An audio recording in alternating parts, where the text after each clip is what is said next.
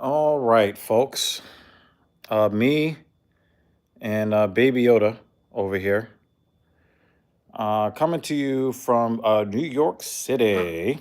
Normally, this is a driving live stream coming home from the gym, but this is going to be a little special live stream that I'm going to do today so that I can just kind of give my thoughts on this whole thing that's going on. Now, just to kind of give you a background of who I am, Dr. Evil Genius here. I've been a Mets fan since mm, I'll say Dallas Green was still the manager of the New York Mets. We're talking about the early 1990s when I really got a great understanding of what baseball was. And I rooted for the Mets all through my childhood. I rooted for the New York Yankees in their playoff series in 1995 against the Seattle Mariners, and I rooted for them when they finally pushed through. Hey, the car guy, how you doing, buddy? I haven't seen you in a while. Good to see you. Um, I rooted for the Yankees in 1998 when they, so for me, like I was a guy that supported New York baseball, and some of the people that I knew that were Yankee fans, let's just say that they were not the easiest people to like baseball next to. So I was told that I was not allowed to root for both teams. I had to pick one. But since I didn't like the attitude of the Yankee fans, I just chose to just stick solely with the Mets. The car guy asked, what happened to the driving live streams? I do them 3 times a week. I have not slacked off on my driving live streams. I did one yesterday. But this stream is the about the news that just broke last night at the time of me doing this live stream. For basically since the last out was recorded in the World Series, everybody's attention shifted to Juan Soto. And everybody wanted to know, would his contract go above $600 million? Would it approach the um, figure that Shohei Ohtani got when he got 10 years and an almost entirely deferred $700 million? Well, since the last out of the World Series, it's kind of gotten to be a little annoying. It really seemed to me that when Juan Soto declined the Washington Nationals offer, I believe they offered him like 14 years and something like $440 million or something like that, like 3 seasons ago. No, I want to go to free agency. Okay, we'll trade you to the San Diego Padres. San Diego Padres gave up a lot to get him in prospects. He went there with a loaded lineup, and he didn't really hit that well when he was there. He had his teammate Bell, the first baseman, that went with him. That dude forgot how to hit, right? Um,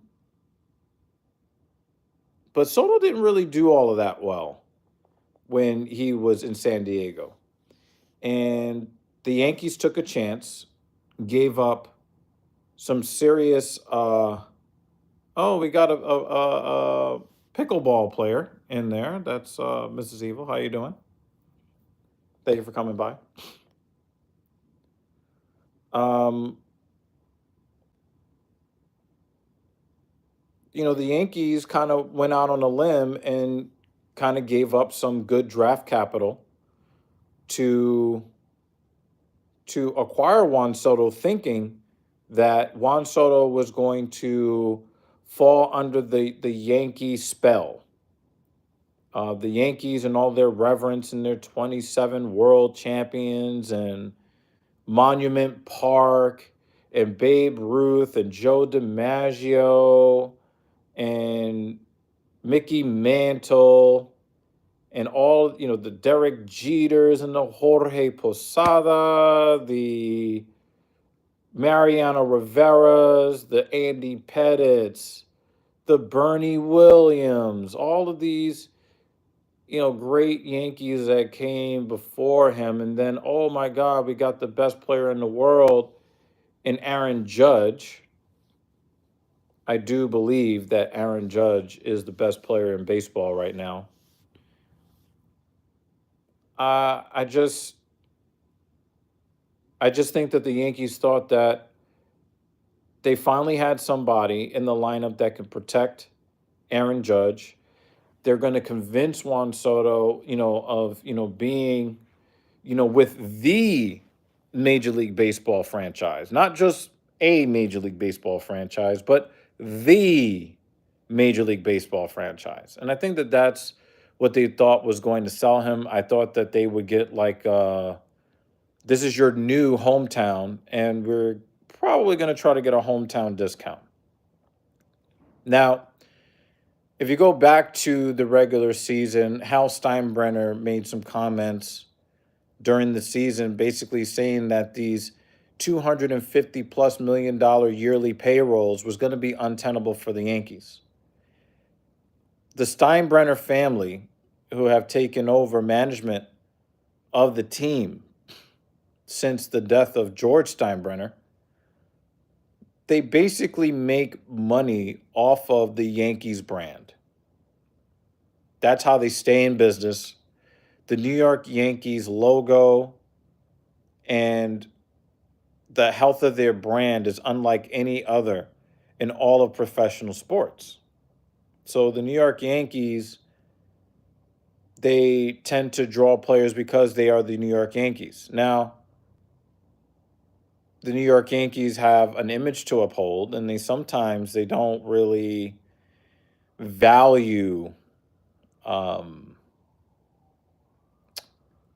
individuality.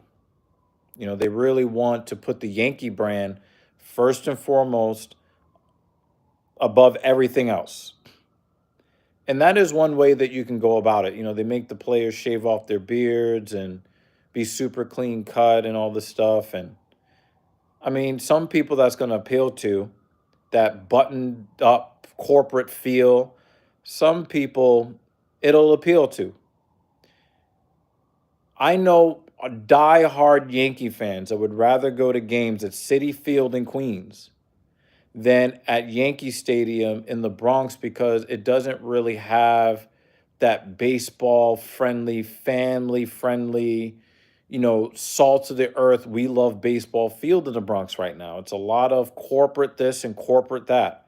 A lot of guys wearing dark pants and white button down shirts, and they want everybody to see them at Yankee Stadium because they always be closing. They're the king of the deals, and they make so much money and they're so corporate. That's an environment that's good for some, but not for all. Not everybody's into that super muted, corporate feel. And the Yankees have a lot of that. Now, the Yankees do have real fans. They're getting priced out of being able to go to baseball games at Yankee Stadium. But the Yankees do have hardcore fans in the Bronx, in Manhattan, for the most part. Hardcore. But you're not really able to really see those fans as much when you're on the field. When a player looks around, he's probably going to see somebody in a $5,000 suit. I mean, that's cool and all, but it's not the same. I mean, I look at the difference between going to Madison Square Garden to watch the New York Rangers play versus the New York Knicks. The New York Knicks, lots of suits, lots of gaudy jewelry. There's rappers. There are hedge fund managers. There are your finance bros. But when you go to the Rangers game in the same arena, Everybody bleeds red, white, and blue. Rangers, red, white, and blue. Everybody bleeds it. You can feel it in the crowd when the team is playing very badly, like they are right now, or when things are going very well. There's an electricity in the air. There's just a feeling. You don't get that at Yankee Stadium. You get that at Citi Field. The electricity at Citi Field when the Mets are bad is palpable. You can feel how bad the team is.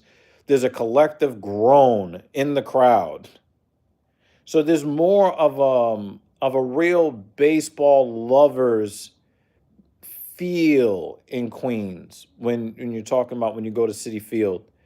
The Yankees are just a little bit more sterile right now. Now, the old Yankee Stadium was the Wild West. Very, very different, right?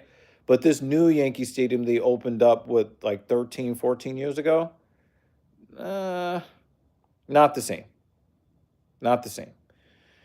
So the Yankees thought that they were just going to be able to show this guy, hey, you're going to have a plaque in Monument Park. Hey, Soto, you're going to be able to get this, and you're going to have a legacy. Let me tell you guys something about Juan Soto.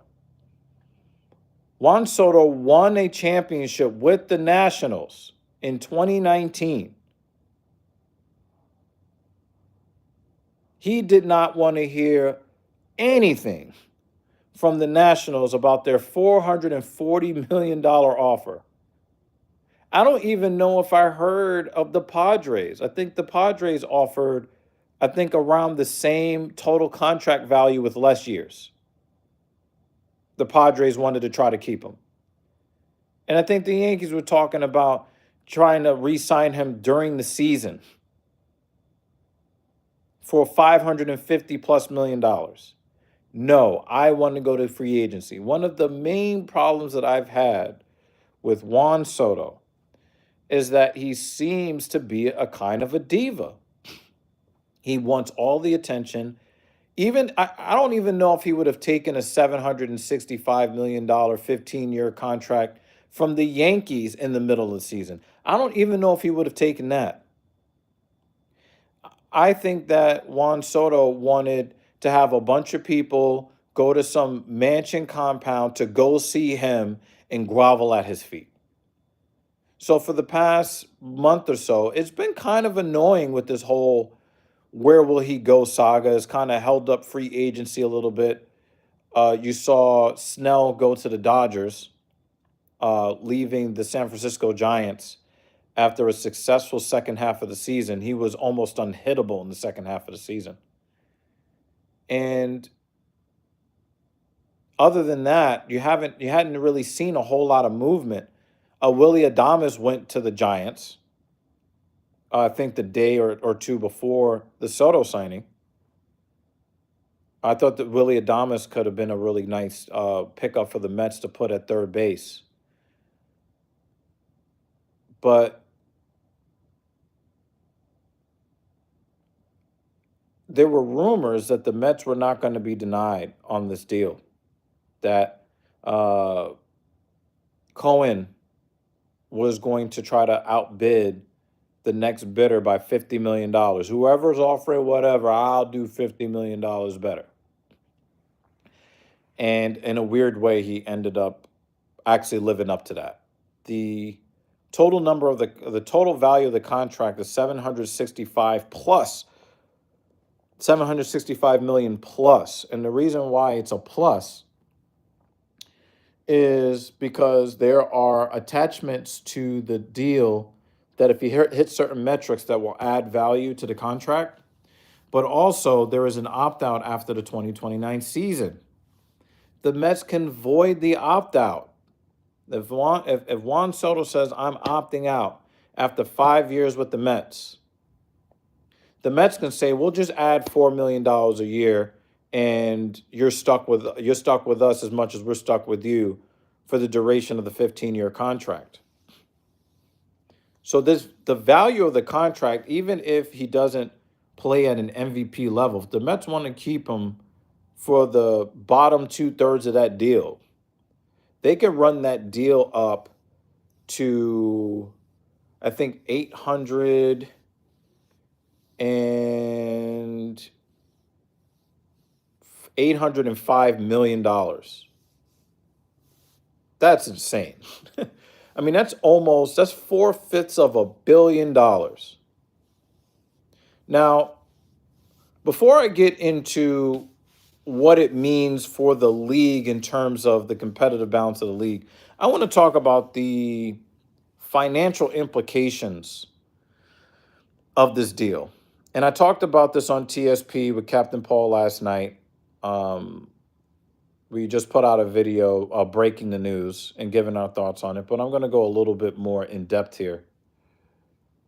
Um, I first want to say that I am happy that Juan Soto had the market value to be able to negotiate a deal like this. I never want to pocket watch anybody else. I never want to say this player doesn't deserve, because when you look at all of the revenue that is generated in American pro sports, the players are actually underpaid, except for in the NBA. In the NBA, they're compensated fairly in the NBA. But you have to remember that professional athletes are the product and the employee. So without them, there are no teams for rich billionaires to own. So for the percentage of revenue that they generate, the players are underpaid by that metric. By every other account, they're wildly overpaid. We need teachers, we need plumbers, we need guys to make sure that there are no potholes in the road, we need electricians, we need carpenters. We need to make sure that we are funding the professions that move society forward. As much as I love baseball, as much as I love the New York Mets, I love living in a first world society. And the average age of trade workers, the average age is going up because everybody wants to be an athlete, a rapper, an actor, or a finance bro. Otherwise, you're marked broke. So, by most metrics, professional athletes are wildly overpaid. So, I'm not going to belabor that point.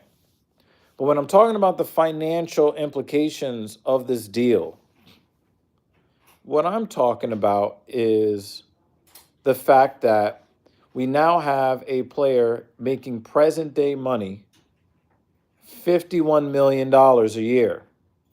And what that does is, and you know, the Major League Baseball Players Association, the MLBPA, they love to talk about this. Max Scherzer, who was the president when he signed the $43.3 million contract, when he was too old to really command that money, he kept talking about the reason why he went to the Mets, a team he hated.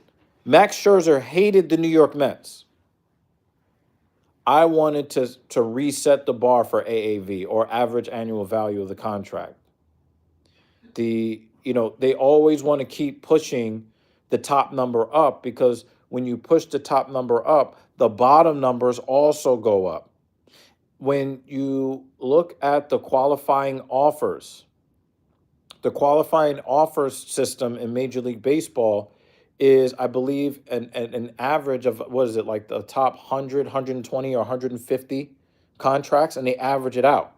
So every single time you have somebody blast through a glass ceiling, which before before Shohei Ohtani, with his effective AAV of $46 million, but in real money, $70 million a year. But for the purposes of the market, 46 million, the highest before that was 43.3 million. And the highest before that was like 30. What was that? Because I know Judge just got $40 million a year. But before that, it was somewhere in the mid 30s. The 34, 35 million. So we went from 34, 35 million average annual value, and it shot up to 43.3, albeit a short-term contract, but with a guy who's already like AARP age. So now we're just skipping numbers at the top. You know, I remember when Alex Rodriguez signed a 10-year, $252 million contract, and it was the talk of the world. $25 million a year to play a sport? What is that? And now we got guys signing 765 billion plus dollars contracts. Like that's crazy. And so when you think about the financial health of Major League Baseball, yes, the Dodgers can afford to sign a bunch of deferred contracts and load up and try to buy all of the league's all-stars and good players. The Yankees still have a very strong brand, so the Yankees can afford to play in the top end. The Toronto Blue Jays have been begging players to come to Canada. The San Diego Padres has spent buco bucks. But what about the health of the sport overall? Because you keep calling these guys generational talents, but now we're signing a generational talent to some ridiculous amount of money every season now.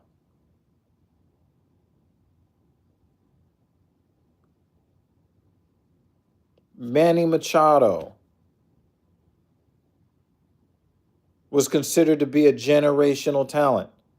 Aaron Judge, generational talent. Garrett Cole, generational talent. Now we got Garrett Crochet.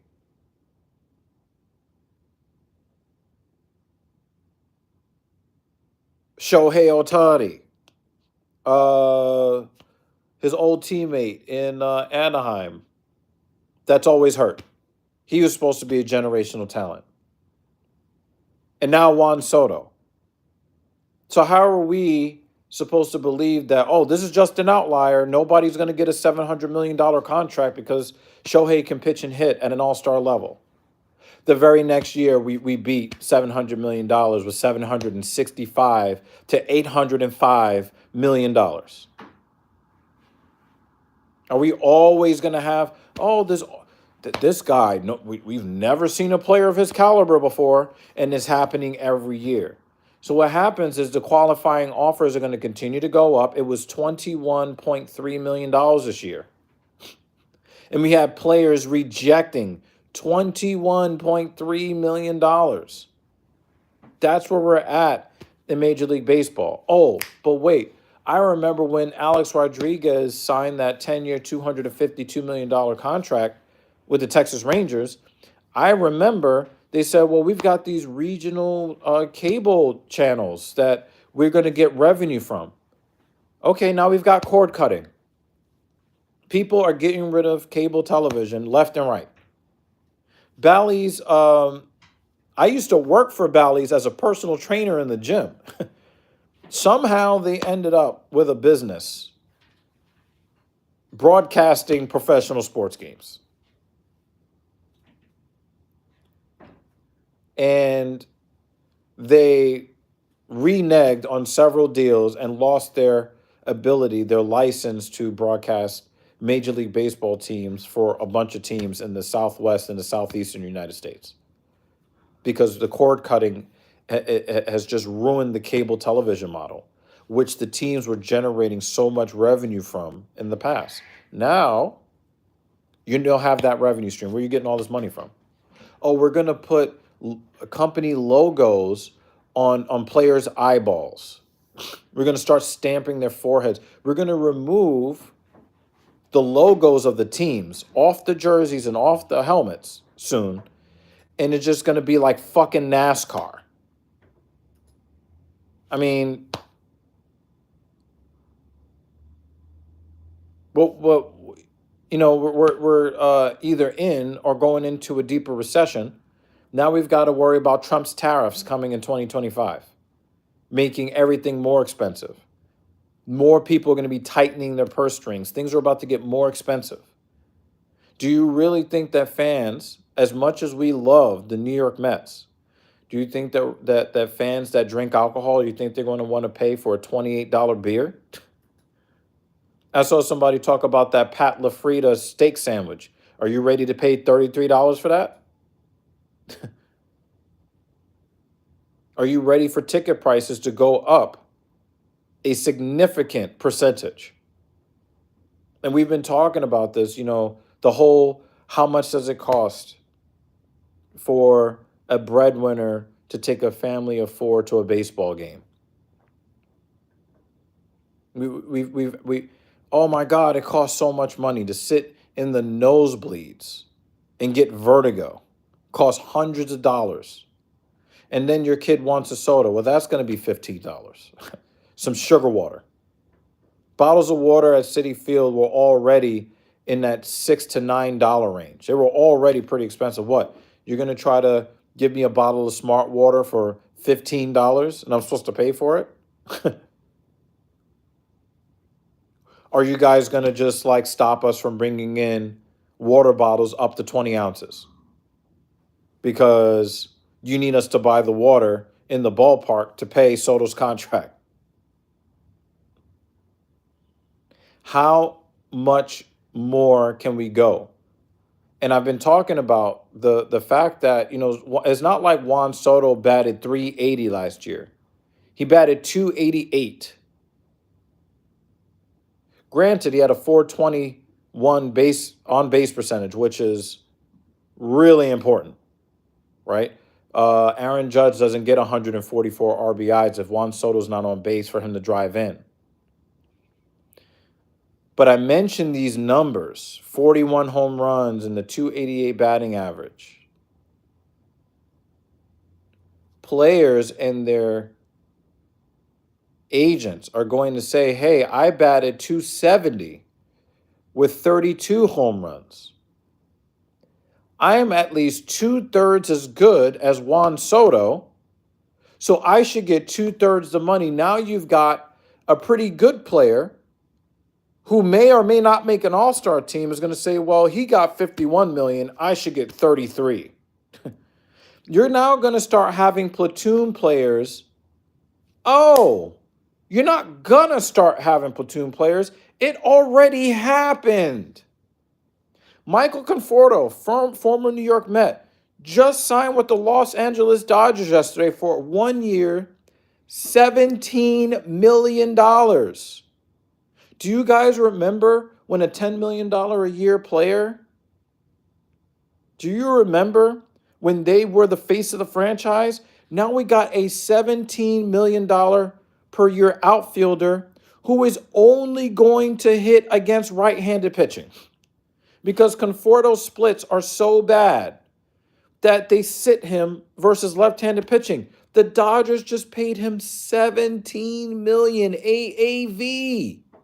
So now we got platoon guys who are going to sit on the bench for 30 to 50% of the games, making $17 million a year. So it's not just about Soto making 51.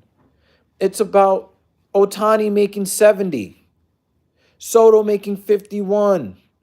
Old-ass has-beens, bless their soul, Verlander and Scherzer, $43.3 million per year for has-beens? Now the shitty players at the bottom are going to be like, yo, I need to be getting $13 million. I'm a catcher. I'm a backup catcher that bats 174. I need $12 million a year. And that's how the Juan Soto contract and the Shohei Ohtani contract, that's how it harms the sport. It's not that Soto is this special player and he gets the money. No, the averages come up for everybody. If Soho was getting like Ted Williams numbers, flirting with 400 and hitting 60 home runs and all that, you can make the case, okay, nobody else is going to come close to him. batting 288, 41 home runs, 421 on base percentage. Guys are getting close to that. And he's a poor fielder. He's not good in the outfield. So imagine there's a player who is 2/3 of his offense, but is gold glove level defense. Why shouldn't he also get $51 million? He may not drive in as many runs as Soto, but he might combine drive in runs and prevent runs combined to add up to Soto's value as a total player. Why shouldn't that player get $51 million per year? And that's how the agents are going to justify this stuff.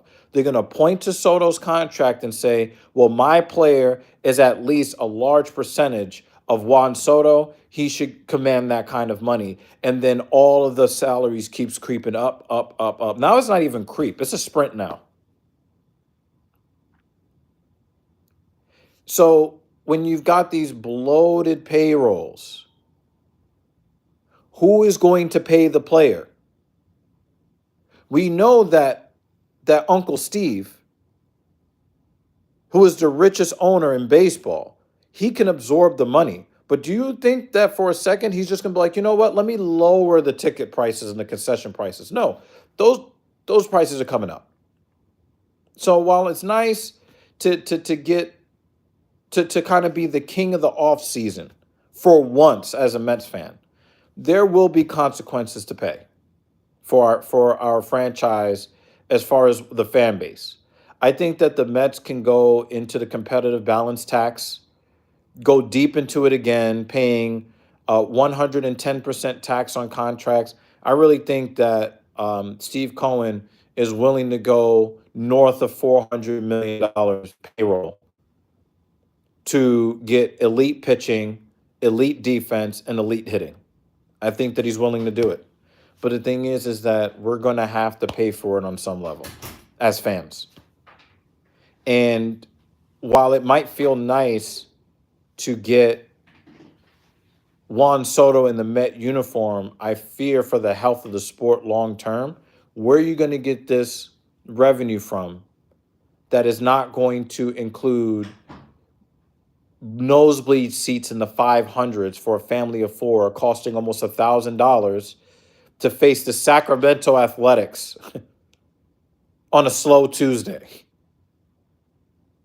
And then when the fans start going away from baseball, not because they think baseball is boring, but because the rent for the seat is too damn high. So I want everybody to kind of keep these realities.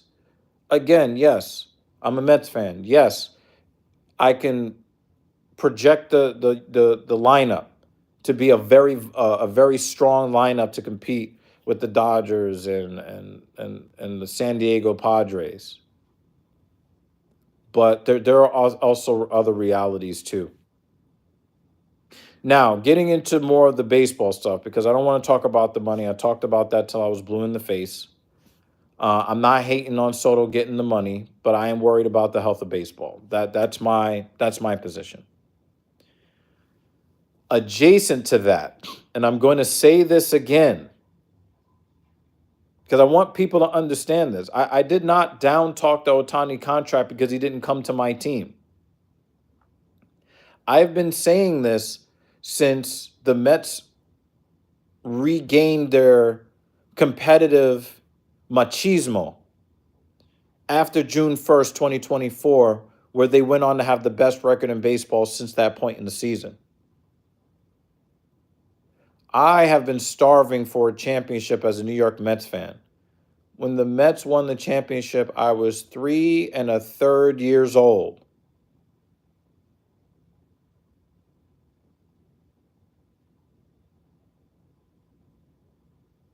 So I have never seen a New York Mets championship. But I have to be frank with you. If we re-sign Pete Alonso and then go out and get some other free agent who is at that elite level and then sign two Cy Young caliber starters and, three relievers who are high leverage, who are good enough to be closers. And we end up with a $450 million payroll, not counting the competitive balance tax. If the Mets went on to win the World Series in 2025, I'll be happy. But will I be proud? Absolutely not.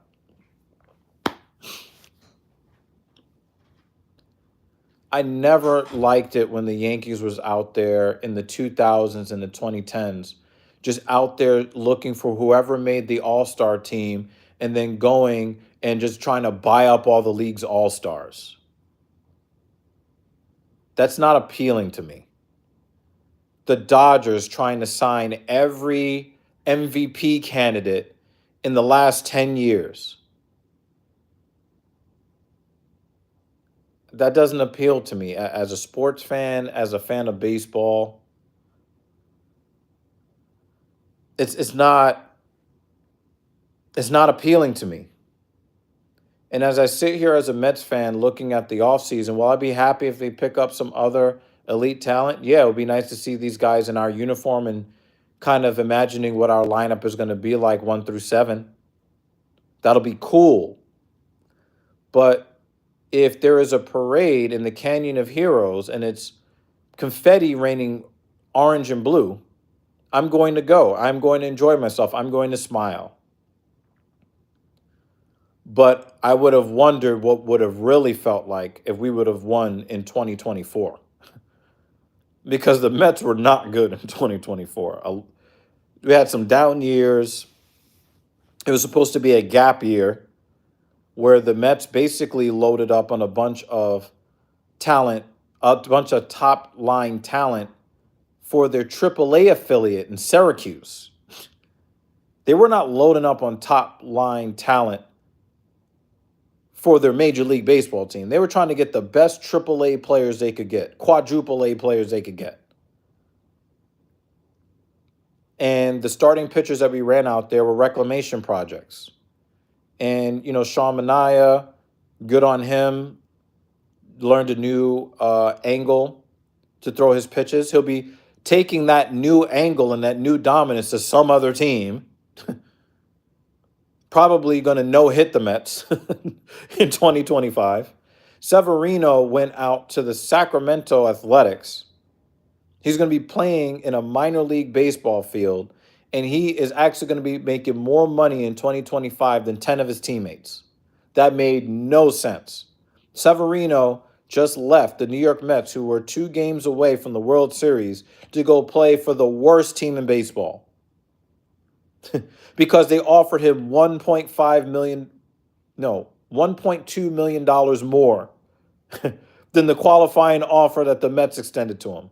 So for $1 million, you went from a World Series competing team to go to the worst team in baseball, who 2 years ago was the worst team in Major League Baseball history. Holy crap. Holy crap. I think the White Sox now are the worst team. He should have went to go, well, they have a high payroll. But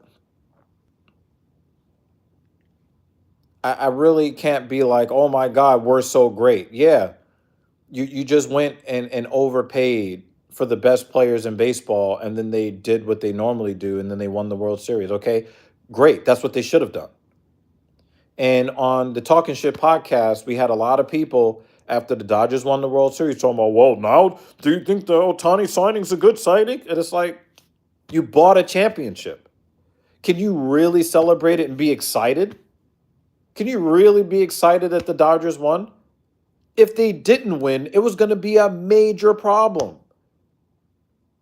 The perception of Shohei Ohtani, if the Yankees would have won the World Series, would have been really bad. Wow, no matter where he goes, he can't win the championship. Oh, we blame the Los Angeles Angels of Anaheim, of California, of the United States, of planet Earth. We were blaming them. Oh, they wasted, the prime of, Trout, Mike Trout.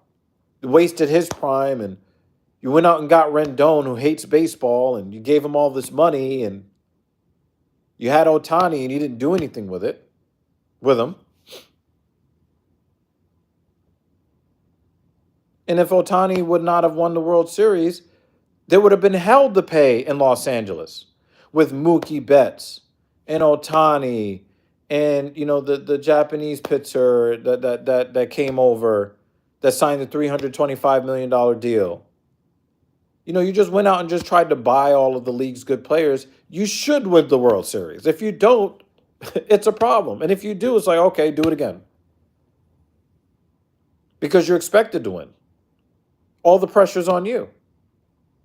So now the Mets are stepping up into that stratosphere.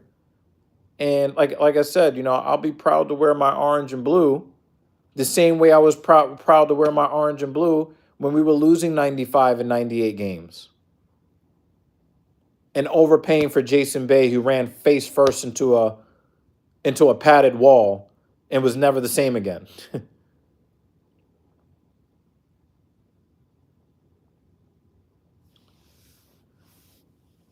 They traded for Javi Baez, and he's giving the fans the thumbs down.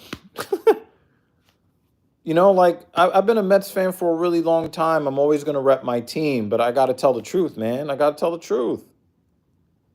Winning the World Series, trying to buy up everybody's all-stars, I mean, it's cool. It'll be nice to see a World Series in my lifetime, but not going to be anything that I'm going to be like over the moon about.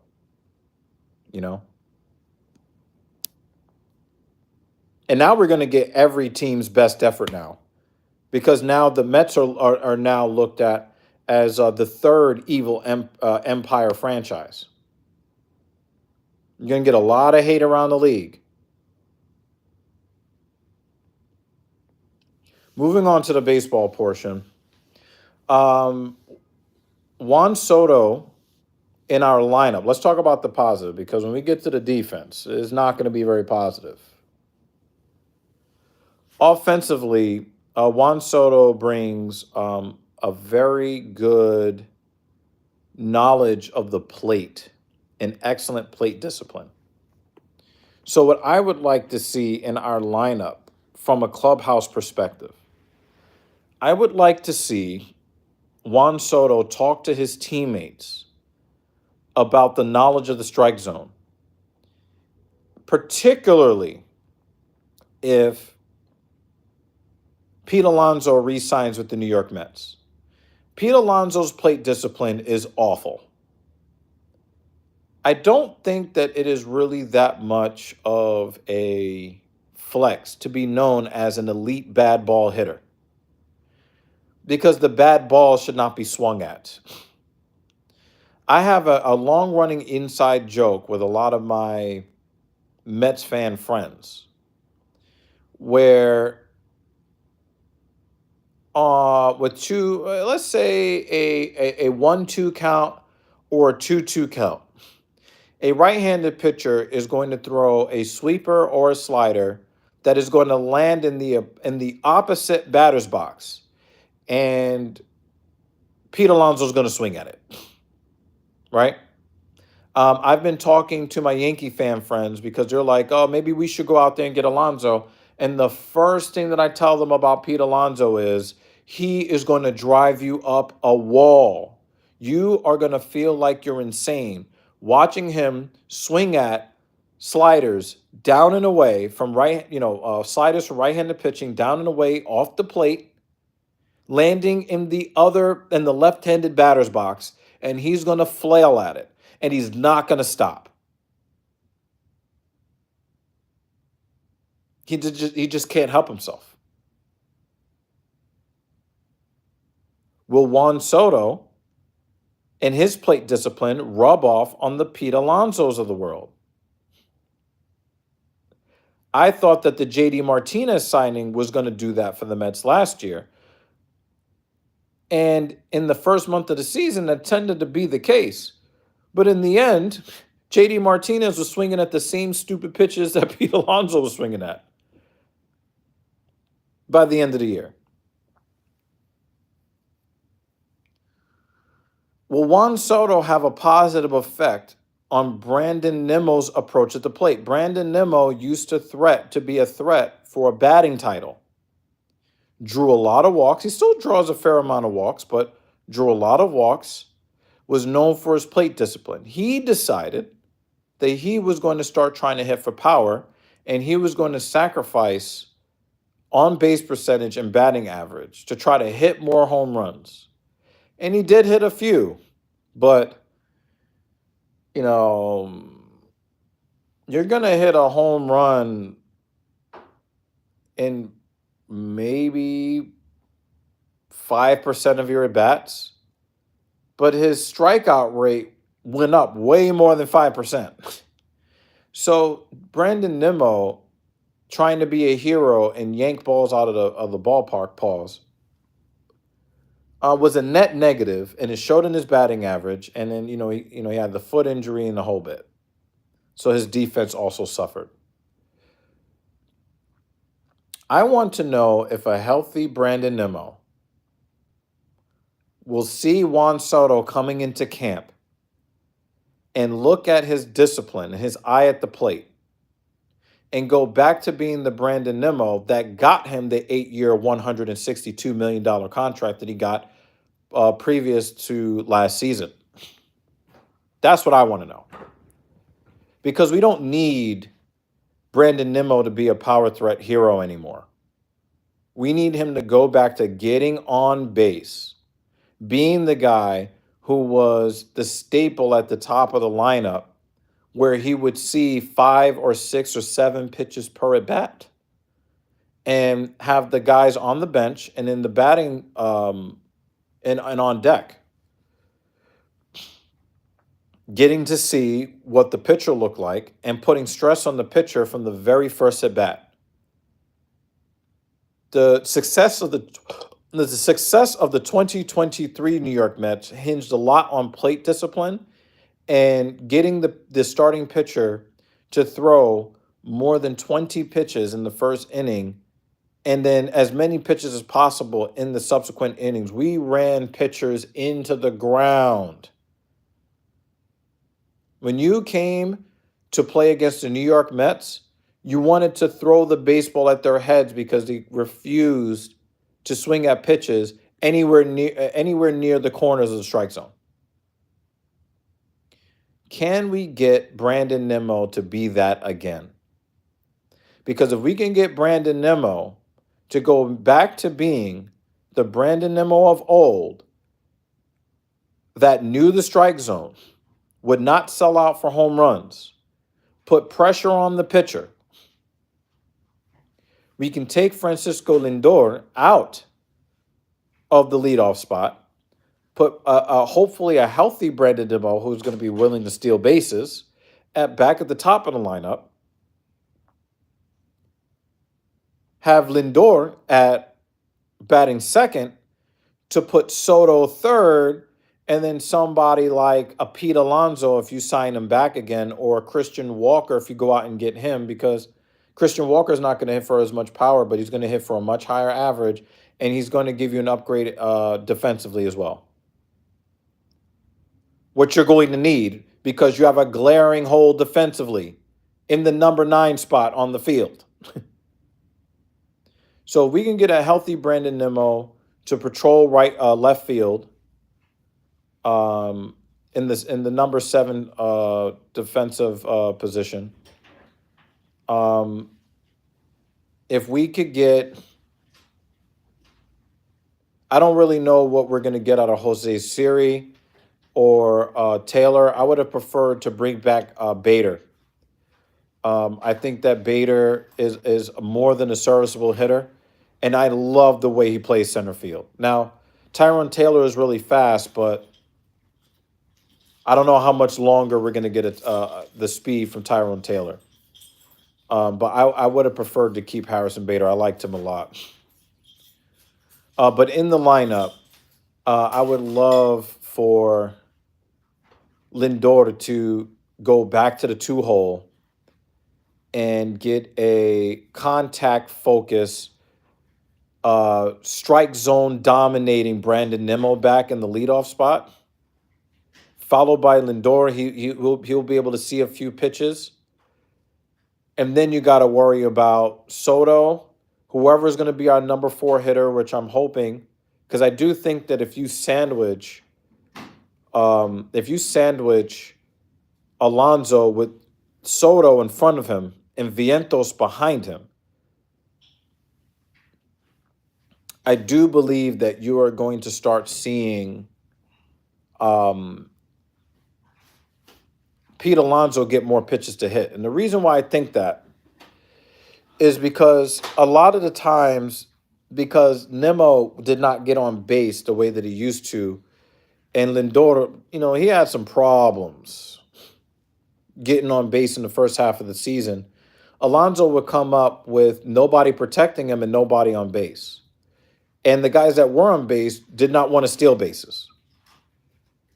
When you are throwing that slider off the outside edge, and we're talking about pitchers know that Alonso is going to swing at it in the dirt, in the other batter's box. A pitcher is going to be able to take those chances to continue to expand Alonso's strike zone because there's nobody on base, and the guys that are on base are on first, and there are no threats to run. Now, imagine if Alonso comes up in the 4 spot, and more often than not, you got a runner on second or you got 2 runners on base. And you got Vientos behind him. You're not going to be able, as a pitcher, to feel comfortable throwing that slider off the edge that may go for a wild pitch that the catcher is going to have to go chase. Maybe you don't execute that pitch as well, and it ends up a mistake in the middle of the strike zone. Maybe you don't execute the pitch and it's a wild pitch and the runners all advance from first to second or first and second to second and third. There are a lot of different situational things that will change if you take a Pete Alonso who is flanked by Juan Soto and Vientos in the 3 and the 5 holes. I really do believe that you will see a more powerful and more contact-rich season from Pete Alonso in a New York Met uniform if he gets that kind of protection in front of him and behind him. So from a lineup perspective, I would like to see Pete Alonso back more now that Soto has signed with the Mets, because it allows the Mets to do so many different things now, especially the fact that Nemo's a left-handed hitter, Soto's a left-handed hitter, and because most pitchers are right-handed, Lindor has most of his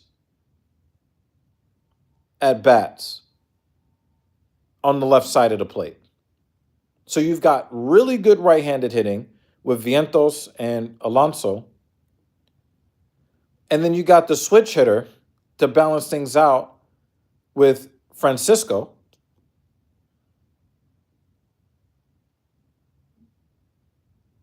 You're not going to be able to just say, hey, we're throwing out a left-hander and we're just going to dominate the Mets. Because now you got to deal with Soto, who could still hit left-handers. And Brandon Nimmo has had some pretty decent splits against left-handers. But then you got to go right-handed pitching, Lindor, Alonso, Vientos, and the troll, Alvarez. Like, that's a lot of powerful right-handed hitting if you want to throw a left-hander at the Mets. But then if you throw a right-hander at the Mets, you've got Nimmo, you've got Lindor on the left side, and you have Soto, a left-handed hitter. And Pete Alonso can't chase sliders down and away from a left-handed pitcher.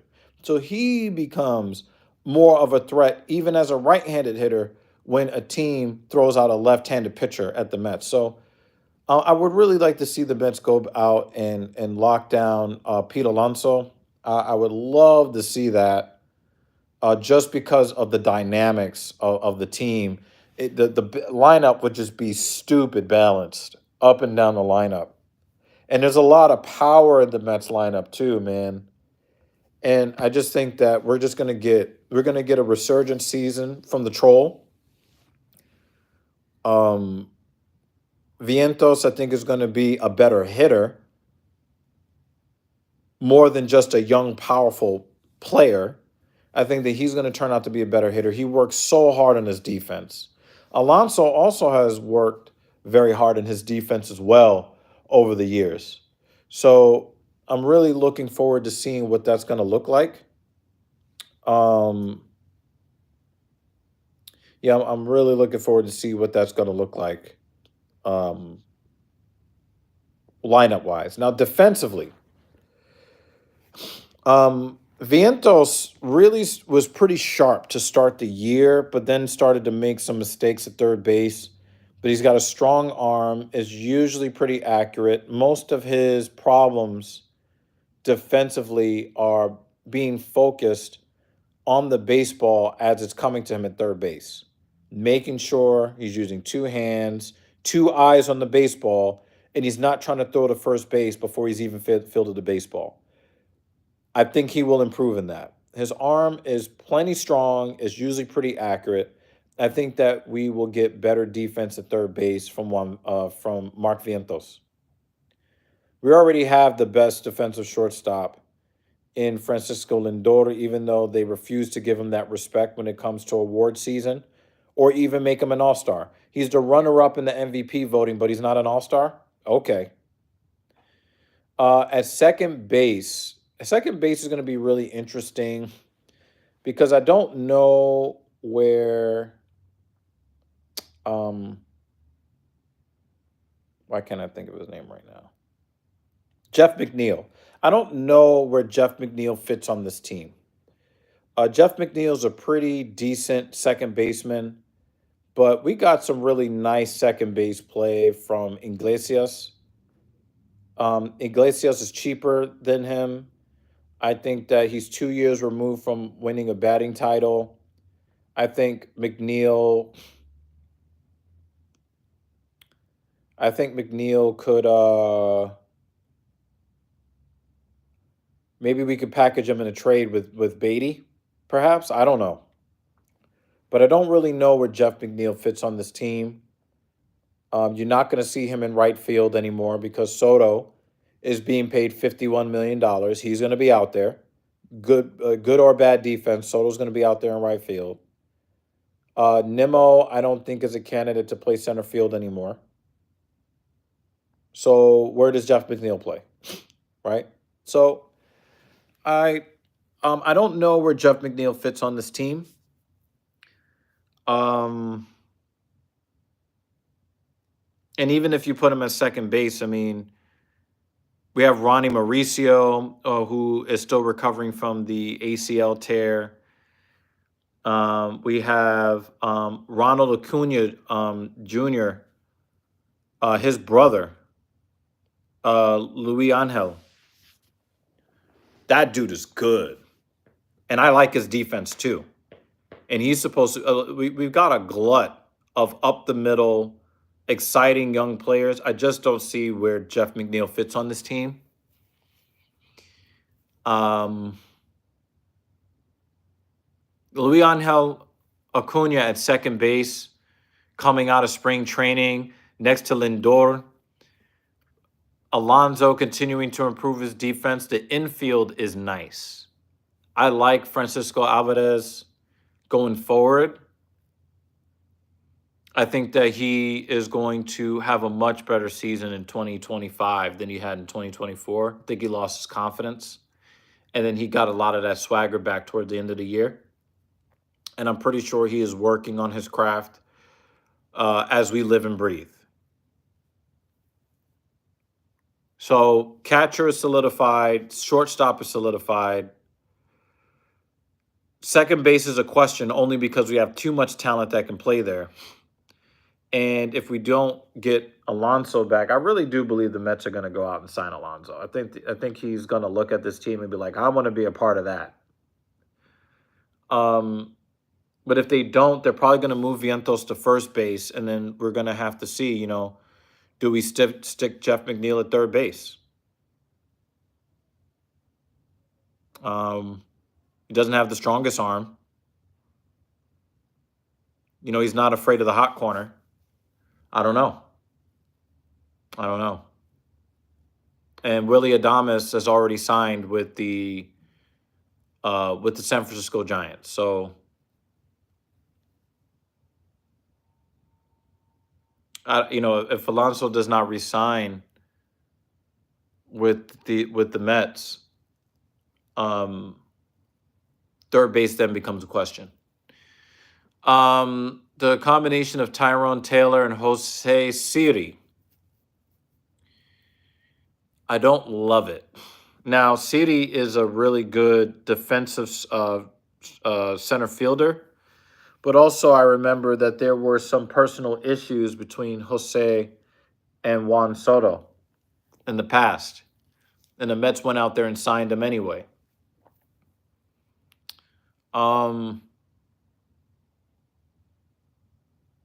So I think that will be very interesting, but I think that whoever is playing center field is going to have to make up for the shortcomings of Juan Soto in the field. They're just going to have to. And so he had a -4 outs above average. And his defensive runs saved since 2022 is the second worst among all right fielders. So now that he has gotten his money, I would like Juan Soto to challenge himself to say, you know what? The Mets rolled out the red carpet for me. I'm going to spend the rest of the offseason, not the rest of the offseason, but the days and weeks leading up to when pitchers and catchers report in February. I'm going to work with some guy that was really good coaching defense, or a former Gold Glove outfielder, and I'm going to change the way that I read the baseball off the bat. I'm going to take a better route to the baseball, because it's not like Juan Soto is slow. He's not a slow runner.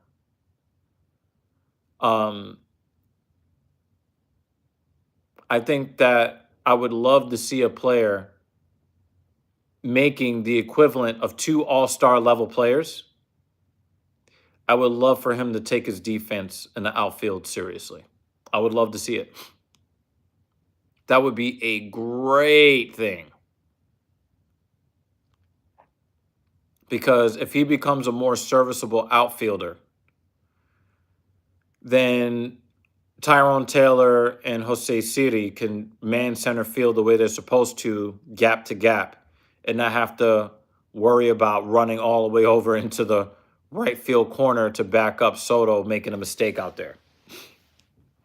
So I'm going to be paying attention to how Brandon Nimmo's health is being addressed in the offseason. I'm going to be paying very close attention to that. If we get the Brandon Nimmo that the Mets paid $162 million to over 8 years, this can be a very fundamentally sound team on both sides of the baseball. Now, I have to address the pitching. Why are you signing Frankie Montas? I know that you think that Hefner is supposed to be like this magician when it comes to pitching reclamations. Why are you signing a late inning bullpen bolstering Clay Holmes? Oh, I'm going to try to put you in starting rotation when we've got glaring holes in the bullpen. Why not just put Holmes in the bullpen and go out and sign real quality starting pitchers? I don't understand it. Like, there are elite pitchers that are out there on the market right now that you can rely on right now to give you between 5 2/3 and 7 1/3 quality innings that you already know can do it right now. Clay Holmes has not been a starting pitcher since like 2019. Like, what are you doing? And they moved him to the bullpen because he was starting to suck. Now you want to lengthen out a closer to be a starting pitcher. That don't make any sense. Why sign Frankie Montas? Why? Now, to his credit, he performed better in the second half than the first half. But the dude's got shoulder problems.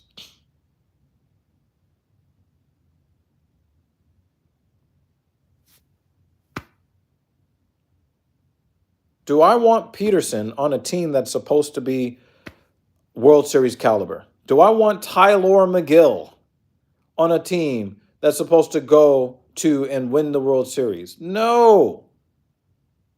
Kodai Senga is probably going to do a really nice job. He'll be healthy going into 2025. I'm not really worried about him.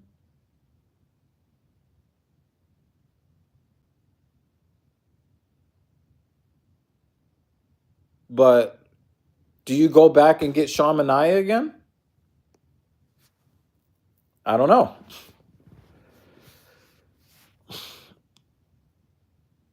Did they need to re-sign Severino? No. I think that we've seen the best of Severino. I think that he kind of takes a step back in his career. I think I would be surprised if he had an ERA south of 4.50 in the upcoming season, especially playing on that athletics club where there's nothing certain about that franchise whatsoever. There's nothing stable about the Oakland slash Sacramento slash one day will be in Las Vegas athletics.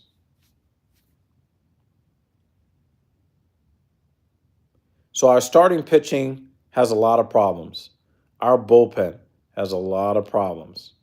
I do suspect that the Mets are going to try to find some inventive ways to try to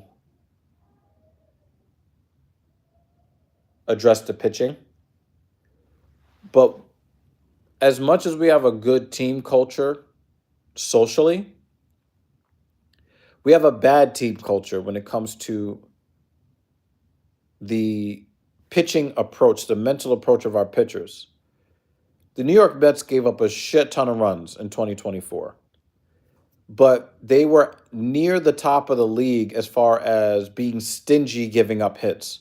The Mets were somewhere between third, second, or first in all of Major League Baseball in being stingy on giving up base hits. Do you know why the Mets gave up so many runs? Because they could not stop walking hitters. How are we going to fix the mentality of the pitching staff to trust their stuff and to throw strikes or pitches that look like strikes? I don't know if Severino is going to pitch as well as he did for the Mets this year in 2025 with the Athletics. I don't know. Yeah, I expect that Sean Manaea is going to continue to pitch well wherever he goes. Well, why can't we go out there and get pitchers that are tried and true, that don't have ridiculous injury histories that you have to try to cobble back together like Humpty Dumpty? I don't understand that. And I'm very surprised. I was actually talking to my salty Yankee fan friend, and we both thought that the chances of the Mets signing Juan Soto disappeared when they signed Frankie Montas. Because you had Snell out there.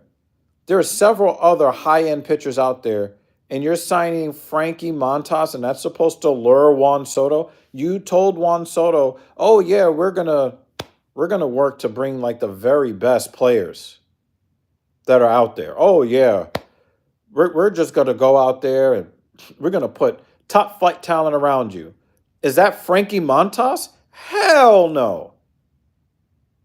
So we thought for sure Mets were not going to sign Juan Soto because of a stupid sign. That was a stupid signing.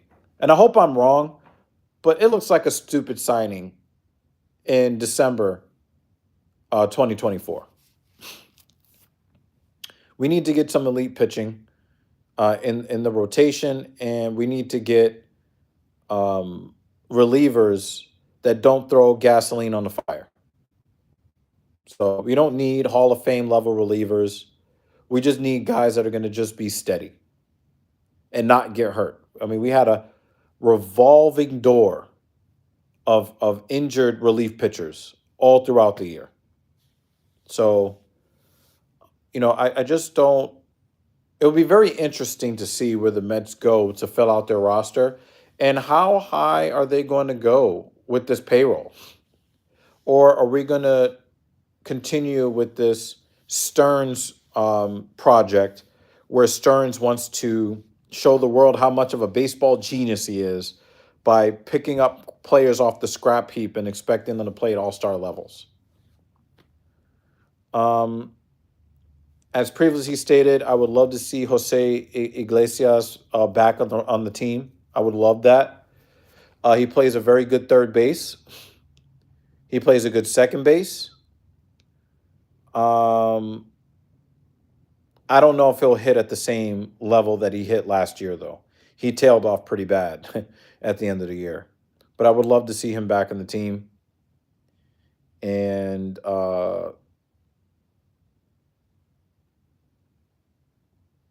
things are looking kind of good. I want to move over to the response to the Soto signing.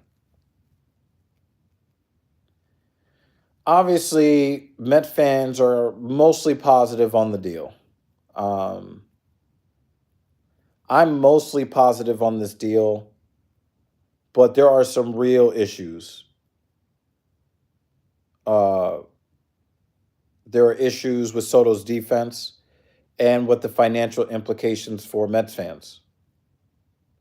When the Dodgers signed Ohtani, they jacked up the ticket prices, even though they are only right now paying him $2 million a year. They're going to be paying him $68 million a year after pretty much he retires from the sport. So the first year of his retirement, he'll start raking in $68 million a year, and he can bet on all the baseball he wants.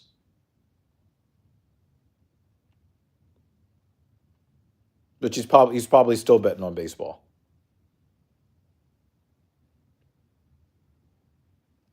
But even though the Dodgers are only on the hook for that contract in 10 years, or now 9 years from now,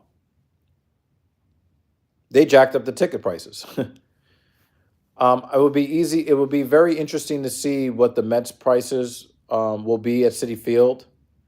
And I used to be a season ticket holder, so I'll definitely be looking at the packages to see what the price differences are now that Juan Soto is in the fold.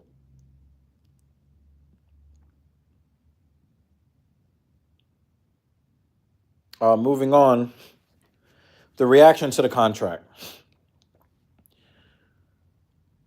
My salty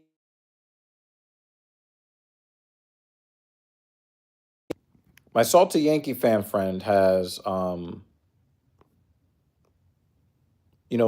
said to me, nobody ever wants to go and play for the Mets. Nobody wants to play for the Mets. Nobody wants to play for the Mets. It's not a destination. Nobody wants to watch them play. Nobody wants to play for them. Blah, blah, blah, blah, blah. Okay. Max Scherzer hated the New York Mets, but he cared more about raising the salaries for other players in the union. So he went to the Mets, $43.3 million a year. Juan Soto, I would probably was not thinking, you know what, I want to play for the Mets. So the Mets had to go out there and say, listen, we're going to give you at least $50 million more than anybody else. Which the Mets did. The Mets actually did do that. Because the Yankees offered $5 million in total value, less than the Mets did, but for one more year. So the difference was just over $50 million.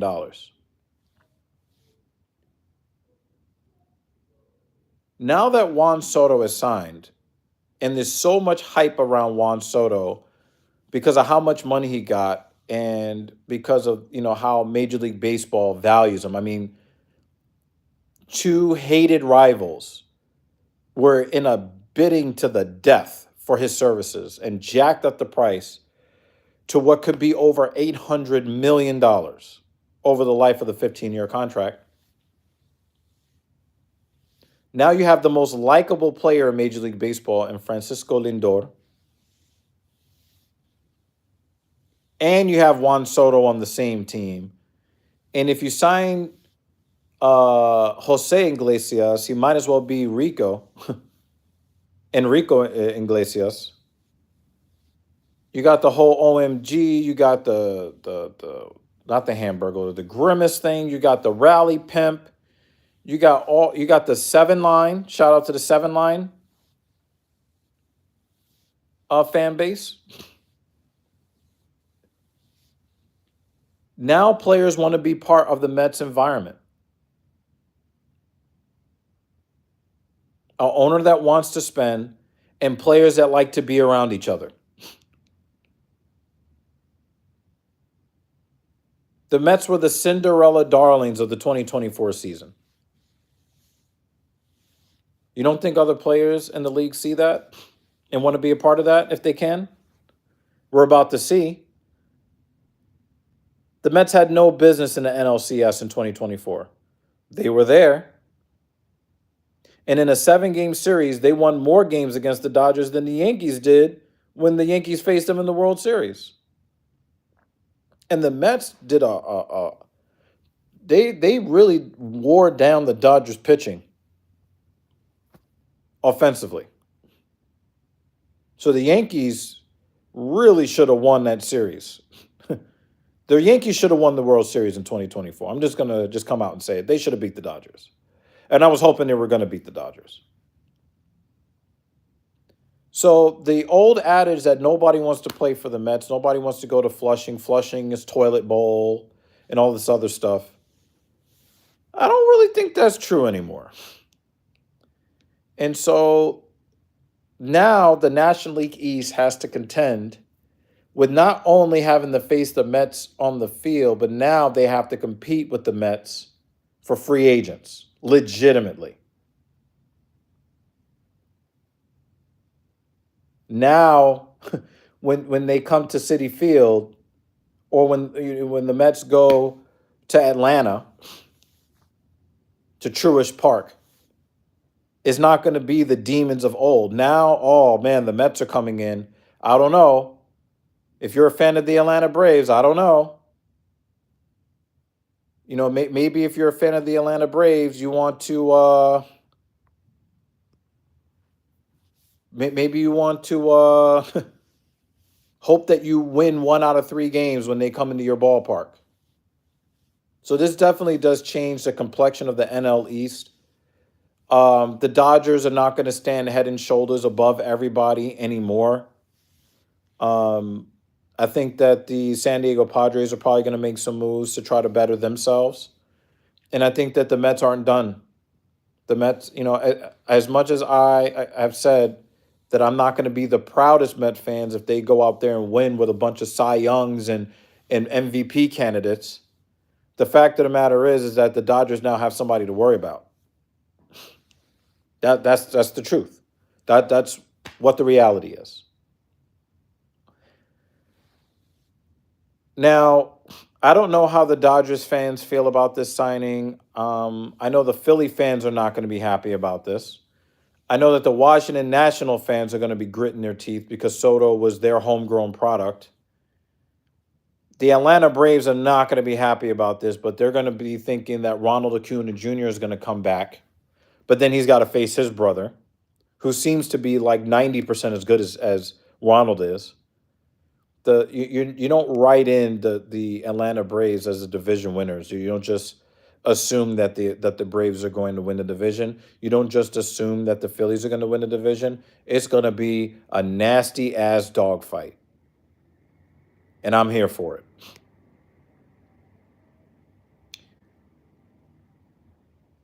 Got to talk about the Yankees here and their fans because I've been seeing a lot. I've been seeing a lot from Yankee fans this morning and last night. And I do want to talk about the attitude of the New York Yankee fan. Okay? I do want to talk about the attitude of the New York Yankee fans. Because I've been on social media and holy crap. The amount of sodium infused coping that I've seen reminds me of when LeBron James did that narcissistic The Decision in 2010. I'm taking my talents to Miami, and every team that didn't get LeBron James, the Cleveland Cavalier fans were burning his jersey. I'm waiting for the first Yankees number 22 jersey to be on fire in the streets in the Bronx. I'm waiting for the first one because the amount of cope and sodium, the saltiness that I've seen, it's holy crap, the salt. Now, I was told nobody wants to play for the Mets. The Yankees are the Yankees. We'll get them back. We're going to win the World Series next year. We got Soto being backed up by Judge and all this stuff. That's what I heard. Now that Soto signed with the Mets, oh, he's only about money. The Yankees offered him $760 million. If it was all about the money, that's close enough money to stay with the Yankees.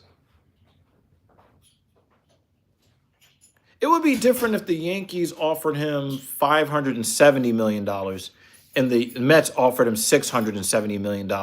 Then you could say, yeah, Juan Soto, he's just about the money. He went to a team that was 2 wins away from the World Series. Now, compare him to Luis Severino. Severino was about the money. Severino went from a team that was 2 wins away from the World Series to the second worst team in all of baseball, behind the Chicago White Sox, to only make $1.3 million more than he was going to get by accepting a qualifying offer. That's a guy that went for the money. The difference between what the Yankees were offering at $47.5 million AAV versus what the Mets were offering at $51 million AAV is close enough where the choice was not about the money. But the first thing to say is, oh, I didn't want him anyway. Bullshit. Bullshit. I didn't hear from Yankee fans before last night how, they didn't want Juan Soto back. I didn't see any of those comments. But as soon as, Jeff Passan and John Heyman says breaking news, Soto to the Mets, all of a sudden Yankee fans, well, I didn't want him back anyway. You know how y'all sound as Yankee fans? Y'all sound like the guy that wanted the cutest, the hottest girl in school. And then when she rejected you, well, she wasn't that cute anyway. I don't really want her.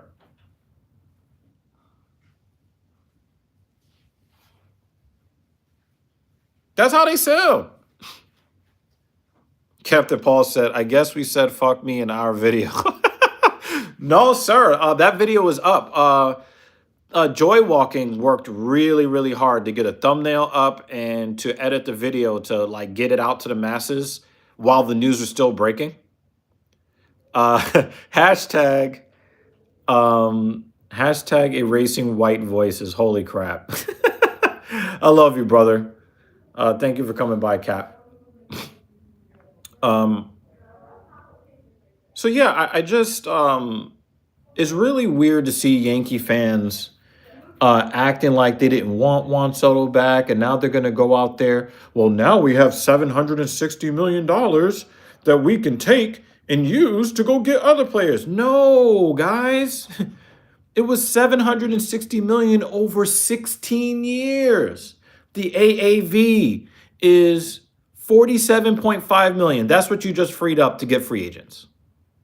That's two above average level players. You're not going to be able to fill your roster with all stars with $47.5 million on your competitive balance tax cap. You're not going to be able to do that. Sorry. But the Yankee fans, oh my God. Oh, he was just about the money and he doesn't want to win a championship. You act like the Mets lost 97 games last year. They didn't. The Mets won 89 games in a season where they probably should have won 69 games. if we're being real.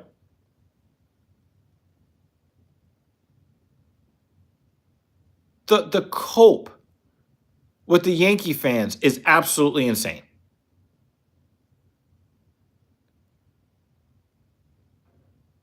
Your front office did everything that they could outside of reason to retain him. There was something else that he wanted other than money. And part of that is the Mets' dogged commitment. And when I say Mets, I really mean Steve Cohen. Steve Cohen's commitment to winning for years, years and years and years and years. With Hal Steinbrenner, he's like, I don't know if, going above $250 million payroll every year, I don't know if that's tenable. I don't know. For all we know, Hal Steinbrenner making that comment could have been when Soto made the decision to leave the Yankees and then use the Yankees to pump up the amount of money he was going to get from the Mets.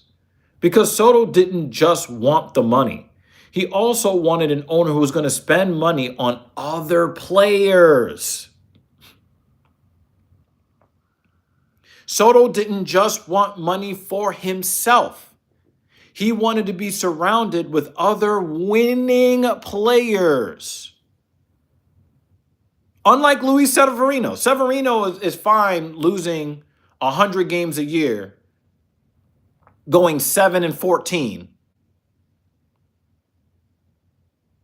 He's fine with that as long as he gets his 22 point whatever million. He's fine with that.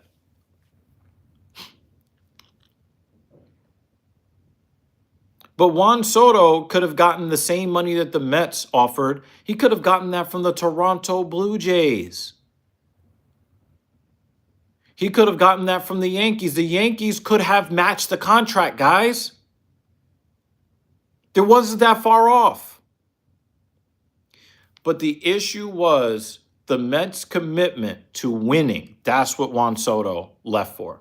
Now, is he a diva and is he annoying? Has he carried on like a spoiled brat the last 7 weeks plus? Yes, it has been annoying. I agree. But now that this is all behind us for at least the next 5 years, because we're going to have to revisit this again after the 2029 season. Now, Juan Soto is not going to be talking about how he can't wait to get the free agency. Now he has to go out there and perform. And he can't take at-bats off. And he can't take games off. He's going to have to play and play at a high level. Because if you think the Yankee fans can be messed up when players don't play well, the Mets fans in Queens can be pretty hard too. Bassett ran out of New York. He ran to the first team that would sign him where the fans don't care. So, I get it. It's a lot of money. It was not a wise amount of money to spend for any owner. But for Yankee fans to be acting like, we didn't want him back anyway, and we're better without him. Okay. Do you guys remember when Judge was chasing the home run record, and he was the only player on your team, the only hitter on your team with an OPS above 700. And then pitchers started walking him because nobody else would hit behind him. Do you guys remember that? Because that's where you're going, unless you regroup and retool really fucking fast. And then you better hope that the player that you want is willing to shave their beard and wear a jersey where his name is not on the back.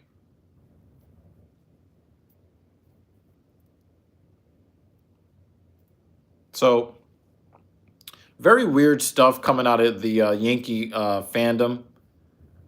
Um, I will still contend that this signing is not good for baseball long term.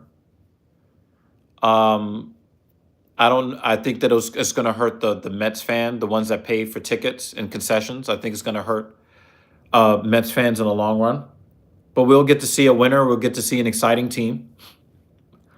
We have an owner that's committed to winning. He just showed it with his checkbook. He just gave Juan Soto about 3.5% of his total net worth. So I do believe it's going to be a very interesting offseason. We'll be looking at who the Mets pursue next. Hopefully, will be a top of the line starting pitcher. And if not, re-signing Pete Alonso. I would love to see that happen. Okay. And then we'll kind of see, maybe I might do a couple more of these breakdown videos as the off season continues. So if you are a New York Mets fan and you've watched to this point in the stream, definitely hit the like button. I might cover some more of what's going on in the hot stove. But I will say that even though I don't really like the numbers that he signed for because of the implications, I will say that it feels nice for once to win the sweepstakes. As a Mets fan, for once, I saw the screen grab of Donovan Mitchell that he posted on social media.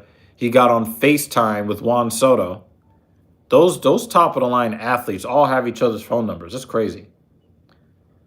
But seeing Donovan Mitchell like be so excited on the phone with Juan Soto, that was kind of cool to see. So, I'm going to sign off here. It's a very exciting day. I will be on social media reading more very salty Yankee fan reactions. Oh my God, the salt. The salt. Holy crap. Oh, and when Soto goes to play against the Yankees at Yankee Stadium in May, he's going to find out just how much they actually loved him while he was there. Not really. They didn't really love you. And you're going to have Yankee fans saying, well, we're going to be better off without him and we don't need him and we're better. But when he goes back to Yankee Stadium and you hear the rain, the boos that Soto is going to hear for the next several years in Yankee Stadium is going to tell you all you need to know about the veracity of the Yankee fan comment about how they didn't need him anyway and how they didn't want him back. They are going to boo him till his eardrums bleed.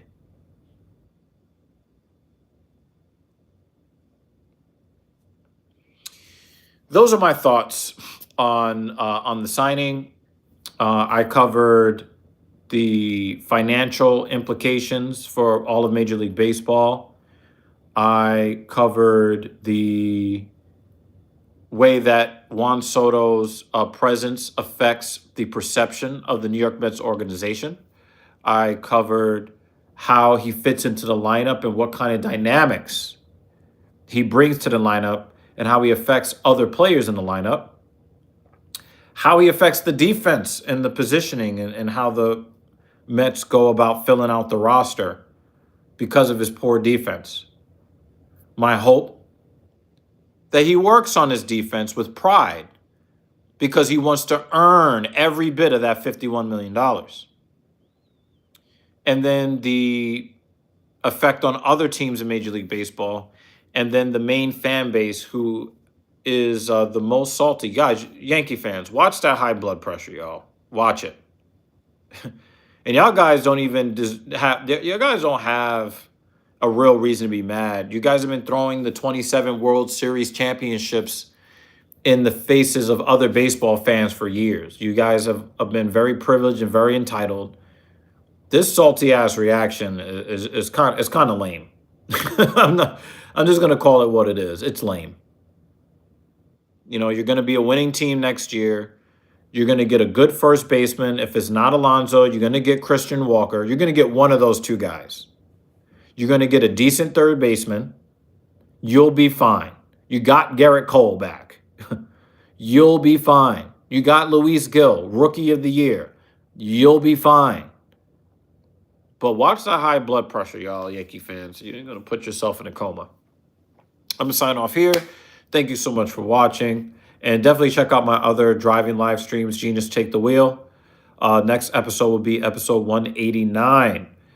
That will be tomorrow morning. I will be leaving the gym after a leg press day. I'm going to try to safely go back to leg pressing 500 pounds.